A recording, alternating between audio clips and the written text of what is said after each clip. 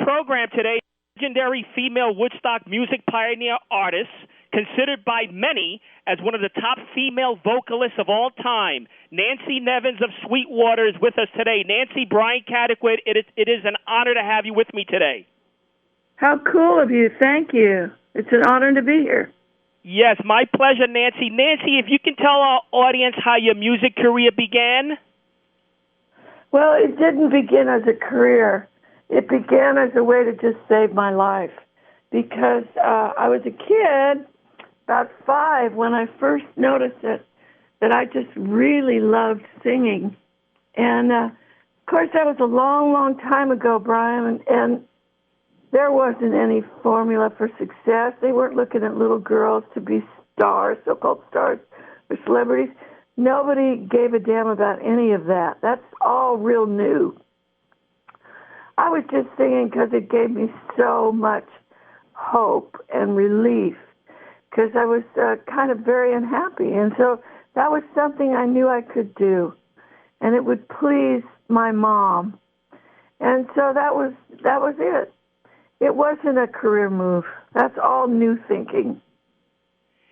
Now, Nancy, you left such an impact, you and the group left such an impact in our pop culture with Sweetwater.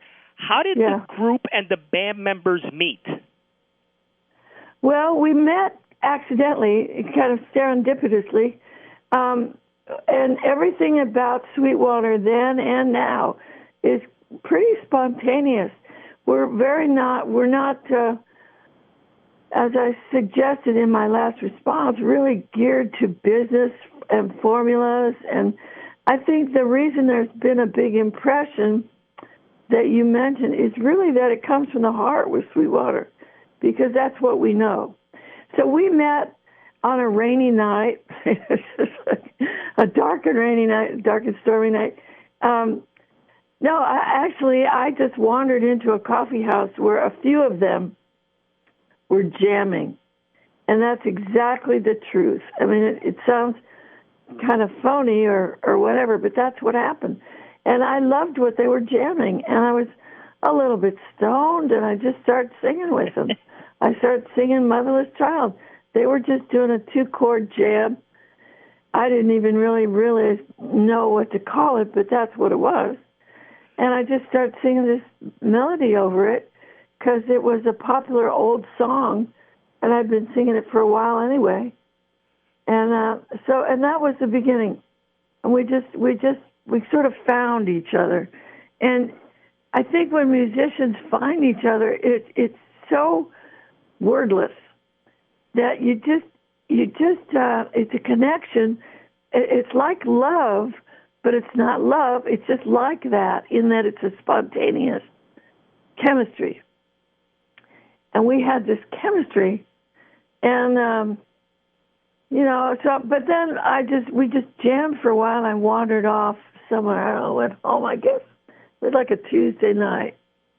I wasn't supposed to be out anyway, but I was.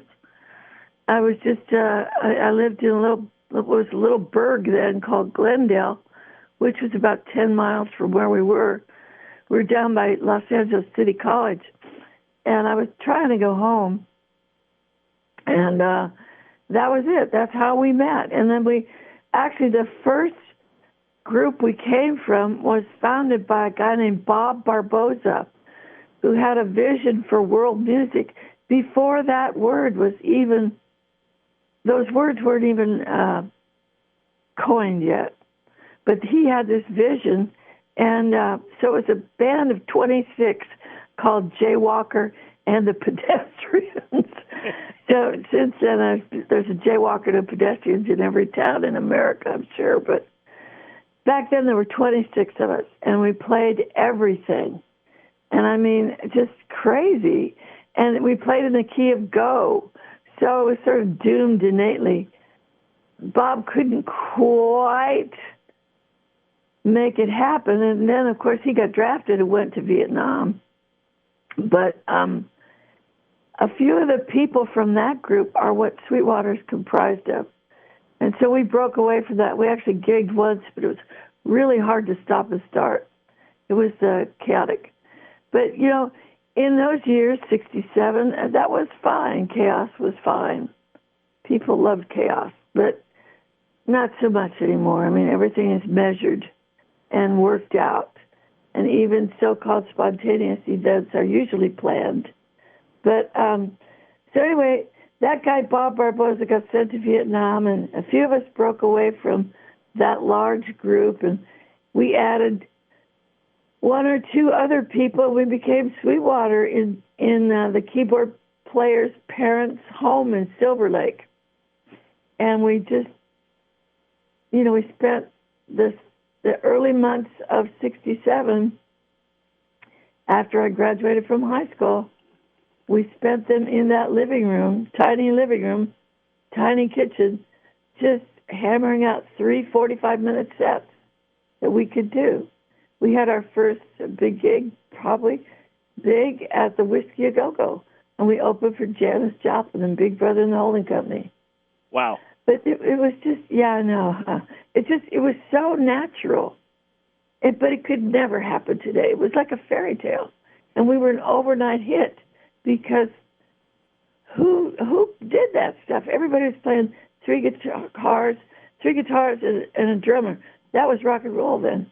That was Chuck Berry. That was, and the Beatles had just come out with this crazy Sgt. Pepper thing, which introduced the world to major instruments that, heretofore had been kind of confined to the classical arena.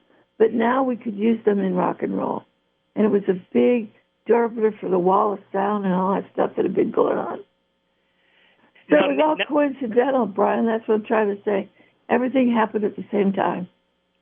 Nancy, your band made history. Sweetwater made history by being the first band to play at Woodstock. Yeah, isn't that great? That's amazing? Do you remember the night before Woodstock? Was your adrenaline running high? No. Please tell us how it felt knowing that Sweetwater is going to be the opening act to that historic concert. Well, you have to just bear with me. I'm so sorry to be so droll, but we had no idea Woodstock was going to be Woodstock. We just thought it was another pop festival. You see, at the time, there were pop festivals all over the country, and many of them were better organized. They had better crowds. They had toilets. I mean, they were wonderful. And we had been on the road for a little while, and the call came to play Woodstock, and we just thought, it's just another show. There was no adrenaline. It was like, my biggest focus was the problem that we had, and that was the reason we are the first band. And that was because our keyboard player, Alex, who was like central to Sweetwater's sound and our music and everything, he was in the Air Force Reserve. And the Air Force Reserve every year has an annual training. And that weekend of Woodstock was the beginning of his training. And this is a non-negotiable date. You can't say, by the way, I'm in a rock band. They don't care, the Air Force. So he had to be at camp in Riverside 6 a.m. Saturday morning, the weekend of Woodstock. So when we were invited to play, we said, it's just another show, and we have to go on first. Because we figured, doing the logistics, if we played at noon Friday, we could get him back to Los Angeles, 3,000 miles across the country, by 6 a.m. Saturday morning. No problem. Of course, Murphy's Law and, the best laid plans and all that. It was a big problem. I mean, he never made it, and boy, was the government mad. But anyway, he never went to Vietnam, but they sure made him do KP duty because obviously, we just didn't make it. We ended up going on first band, but we went on much later than noon. Now, Nancy, history has it that Sweetwater was stuck in traffic to make the opening act. Is that correct? Well, kind of. we what happened was we were stuck in this Holiday Inn, and no one seemed to be in charge. We had this pressure on us to get it done. So we eventually just said, oh, to hell with waiting around for anybody. And we jumped in cars. And then, but when we started out and we got on this one-lane country road, and there were other cars coming in the other direction, so we jammed. And then what some people started to do was just get out of their cars and start walking. So we had these abandoned cars, and we were stuck. It was a great jam. So that is true, but that's the way it happened. We got out of our cars, and there was a farmhouse with a big pasture. And that was, somebody got the idea, let's call in for helicopters. So we were not only the first band on stage, we were the first artist flown in on helicopter. Wow. And it was because of that traffic jam. Yeah. Man. Nobody now, knew that was going to happen. We're talking to the Nobody legendary Nancy Nevins of Sweetwater. Nancy, music history writes that groups such as Jefferson Airplane and others blossomed by watching your band. Do you feel that that's an accurate assumption? No. They were hardworking artists, and they blossomed because they were good. And we did share the bill with most people many times because of this general condition around the country. We have all these pop festivals. We played Fillmore East and West with everybody, and the Whiskey, and Grace Slick and all that. I don't think they blossomed because of us. They blossomed because they were good, and they were hardworking. And there was a little bit of tension, but I was young and not very tuned into tension. I was just tuned into myself. And but as it turns out, I was only one of about 6 women singing lead in a rock band like that at a national level. Never dawned on me. There weren't very many women doing that. No, and many. I've read a lot of music history books. Many experts consider you on the top 10 on the list of female vocalists of all time. There's no question about that. Well, thank you. Now, your group traveled with the Doors. Is that correct? From 68 to 69. How is your relationship with the Doors, especially Jim Morrison? We didn't travel with them. We showed up on the same bills with them. Okay. Because I read something that said that you traveled with, the group traveled with the Doors. But if you can explain your relationship with Jim Morrison. We didn't have a relationship with Jim Morrison. We shared the stage with him, and he was into a lot of drugs, as we all know. And it kind of frightened some of us. We'd get on stage. So I remember one time going on after them, and there were empty amyl nitrate caps on the stage, and we kind of fell on them. But we didn't pay much attention. Neither band paid that much attention to each other. They were into girls and partying and all that, and we were not that. Half of us were not like that. And we were pretty strict with ourselves and pretty sober for the day, frankly. There wasn't, it was sort of really half the band was soberish, and the other half, and not for any, 12-step reason, but just the way it was. And for example, I knew that if I was loaded, even though I had met them when I was high, I knew that if I was loaded, I wasn't going to do a good job. It would affect timing and everything. So when we worked, we really worked, half of us. The other half, well, maybe there's a few issues, but, so with the Doors, there wasn't, a lot of what we live with today is hype. And I remember that some of the members of Sweetwater were a little critical of some of the music. back in the day at the time. But, the Doors are a major act now. And, that's great. Good for them. They worked hard, too, Brian. Oh, absolutely. It wasn't like they were just turds that happened. They really worked hard. Yeah, no doubt about it. We're talking to the legendary Nancy Nevins of Sweetwater. Nancy, the band's only album to chart nationally was the Sweetwater album. What do you remember most about making that album? I remember that it was kind of, it's a beautiful album. It turned out we worked with Dave Hassinger from Warner Brothers. He was noted at the time for also working with the Electric Prunes, who were big then. And it was very difficult to figure out how to record the band because there was no major guitar there. So he struggled with that. And at the time, we were very young, and we struggled a little bit with our image as well.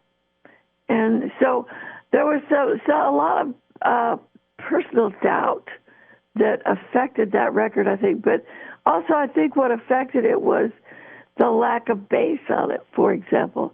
When they mastered or mixed or whatever they were doing, they didn't quite know what to emphasize because there wasn't that guitar thing. So I remember a lot of hours of consternation and sort of like, well, how are we going to do this? And there were lots of band meetings. I remember a couple times people walking out. One time, Hassinger walked out. Another time, someone else would walk out or lay on the floor. And the vocals were easy, actually, compared to all the parts, putting the parts together. But the two guys that put together, Alex and Fred, they're geniuses. And I just pray that through all of this, historical recall, so they get recognized for their talent, which is just enormous. So I remember a lot of, those were the days, Brian, when they had these big consoles in recording studios. It's not like today. Like a rap artist today could just make an album in his bathroom, and cut on his phone. But back then, they were using big 2-inch tape, and there were 8 tracks and 16 tracks and 12 tracks. And there was a lot of effort to make everything perfect. Yeah, and if there's anything wrong with that record, it's that perfection and the lack of bass. Because we're a kick-ass group in person. Yeah, no, definitely. I mean, it's such a different world now. So many questions I can ask you, Nancy. In 1991, do you remember the VH1? They did a TV movie called Sweetwater. And Amy Jo Johnson and Michelle Phillips, they portrayed you. Do you remember that? Do you think they did an accurate job portraying you? I think the older actor did. Michelle Phillips did. But the other one, the young one, that wasn't like me at all. And I thought that was a flaw because it wasn't very true. But it was very commercial. And again, she worked her ass off. But it wasn't me. You know what would have been more like me is a singer named Fiona Apple. She was more like me then. Amy Jo, not so much.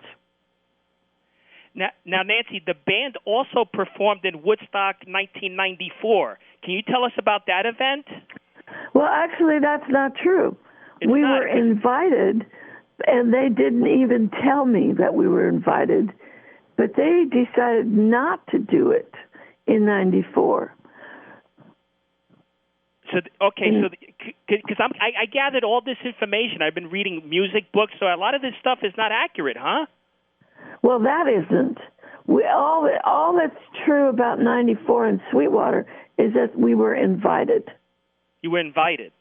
Yeah, but I didn't know that. The reason Fred and Alex did not tell me is they said, we knew you'd want to go, and we didn't. That's been a long story. That really bothers me. I would love to have done that. Now, I have to ask you, Nancy, back in the 60s and 70s era, which other bands did you admire?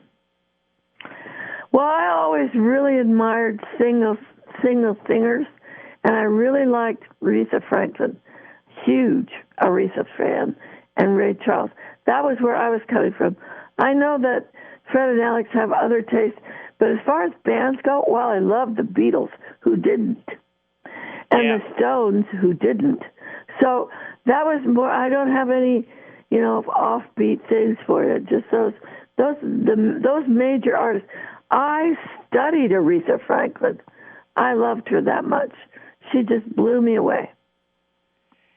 And there was another woman named Leslie Gore when I was a kid.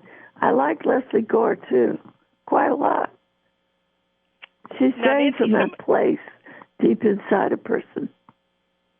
Now, for the Sweetwater fans, Nancy, that are listening to the program, is there a website that they can go to if they want to buy any merchandise, memorabilia? Yes, sweetwaterband.com. Okay, now we're going to play sweetwaterband.com. Yeah. Now we're going to play a couple of minutes of your song. Is that okay? You bet. Sean, let's play some Nancy Nevins Sweetwater.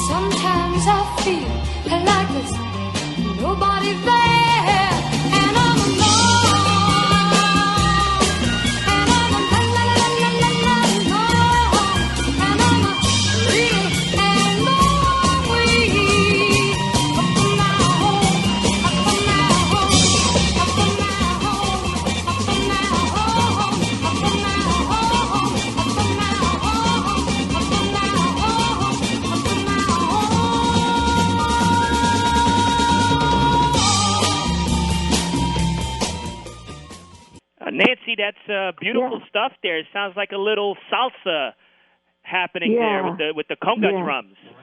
Do you miss those? Do you miss those times, Nancy? Yeah, of course. I'm grateful that I had them. And doesn't everybody miss being 19? I don't know, but maybe they don't. But those were great times.